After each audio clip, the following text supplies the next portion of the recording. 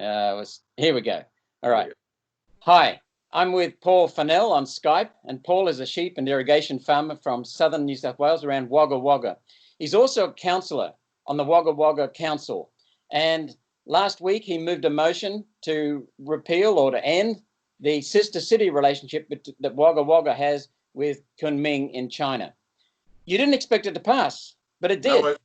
No, I didn't, Malcolm. It was about putting it up out of principle, because I don't want to be in a relationship with the CCP, which is what the Kunmin provincial government actually is. It is the CCP. And with the cover-ups, etc., with the COVID-19, I just felt it was time. Enough's enough, and that's why I stood my ground. But of course, it got up, great to my surprise. So here's an everyday Aussie standing up for his beliefs, getting it through the council, and you're just doing what you think is right. Now, you have got nothing against the Chinese people. In fact, you're getting a lot of support from Chinese people, including those in communist China. But what your beef is that you don't want to be associated with the Communist Party of China that's ruling that country by force, and you just want to dissociate yourselves from it, not continue to condone them. That's correct, Malcolm. This is nothing to do with the Chinese people. In fact, I'm trying to help the Chinese people. And that's what this is all about. It's not just a totalitarian regime. It is the most brutal regime in world history. And we are tacit in approving what they do by remaining in this soft infiltration, because this is what they do through these sister city programs. And eventually you have to draw a line in the sand. And that's what I've done. Well, good on you, mate. And now you were expecting a lot of pushback, but surprisingly, you got it through. Then the pushback came with the left and the control freaks in our society. Correct, and I thought it might upset a few people of the left-leaning persuasion and the nice people.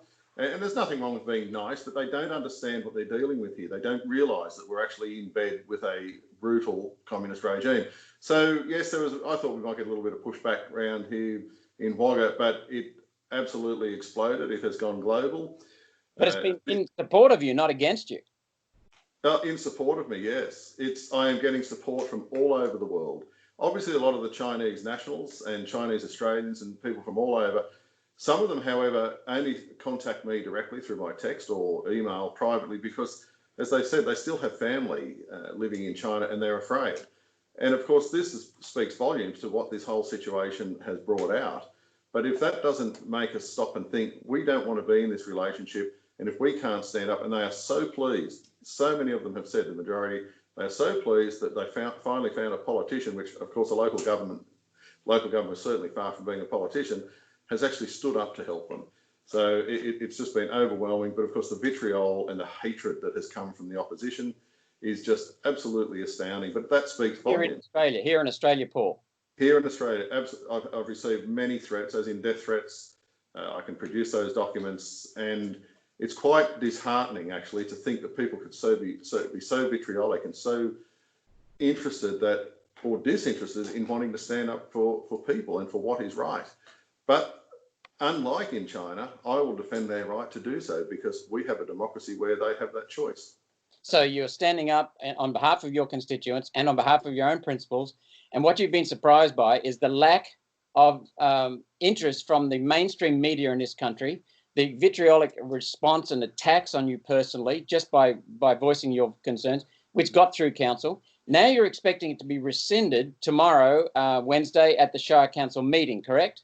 Correct. The Mayor has called an extraordinary meeting because, as he said, he's appalled. He thinks we've done irreparable damage, and there's an absolute pile-on. But of course, all that's done is built my resolve to show, because he wants to apologise to the CCP for causing any harm, to the extent where the Consul General, I mean, this has drawn the ire of the Consul General of the Chinese Embassy in Sydney, where he put out a media release last week, and in it he actually states that my actions should be restrained. I mean, doesn't that speak volumes? So we have drawn the ire of the Chinese consulate. This has gone global, as in being reported in China and all over the world. And it's interestingly that the ire actually proves my point as to this is what we're dealing with. And what's happening is you're getting a lot of support from mainstream Australians, everyday Aussies. You're getting a lot of support from Chinese people all around the world. You're getting interest from all around the world. And yet the locals, media, won't pay any attention. And you're getting attacked by some people who oppose what you're doing. They just won't leave you alone. No, that's right. It runs from about 6 o'clock in the morning till 1 o'clock the following morning every day, starting to back up, but that's fine. What they don't realise is probably being a typical Aussie or whatever, I'll just dig my heels in. You know, I'm a reasonable person. I will defend their right to having a differing opinion to me. I will absolutely defend their right. Interestingly, the local media here immediately around Wagga, I can only say must be left-leaning, because they're giving an absolute dump and pile on, even to the editorials, to say that my moral judgment should be assessed and I should be turfed out. I mean, it's quite mind-boggling. Professors from our wonderful academic institutes are saying, it's in the Daily Advertiser today, actually stating that, you know, Australia and America are also complicit in this COVID-19. I mean, it's just astounding that this is the way our media has gone. Yeah, it's crazy.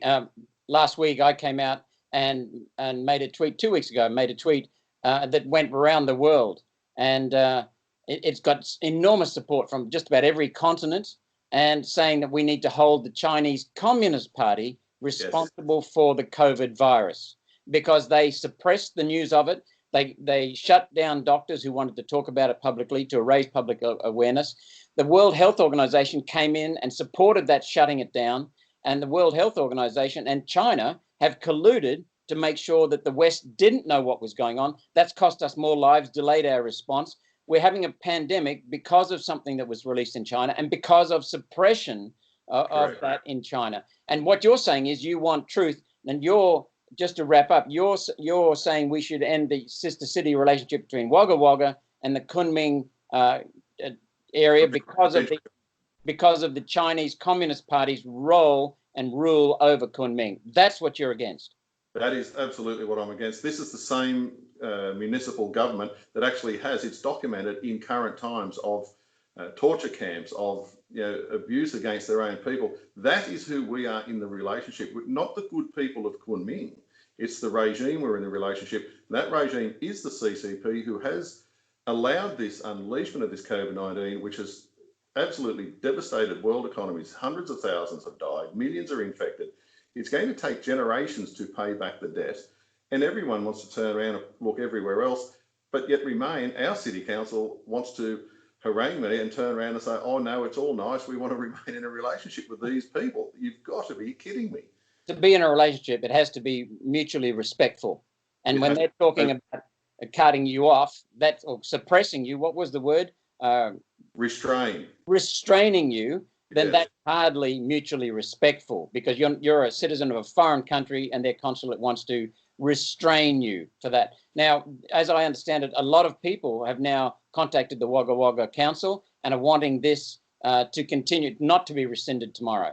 That's correct. There's been an enormous amount. The pendulum has swung the other way, actually. There's been dozens and dozens of emails going through to all councillors. And there's hard factual evidence that's being put through as to what we're dealing with. So this will be on their conscience. This will be their decision. And all I want is an open and transparent and a fair relationship with any governing body anywhere in the world. But if we can't have that, we cannot be complicit and give tacit approval and say, oh, we want to do our economic and dealing out here, but we're not going to look at what's going on over there. There comes a point in time, I believe this is the time, and I urge everyone to stand up. I urge councils everywhere, people of all levels. And you're getting a lot of support from the Chinese people themselves under communist rule, also around the world who are outside of China, and in Australia, local Chinese people who you admire and respect, and you're trying to help them as well. That's what I'm trying to do. I want to help the people. I want to be in a relationship with the people. I do not and will not be in a relationship with a brutal regime that has unleashed this on the world, and we know that that is a fact. Thank you very much, Paul. My pleasure, Malcolm. Thank you for taking the time to speak with me.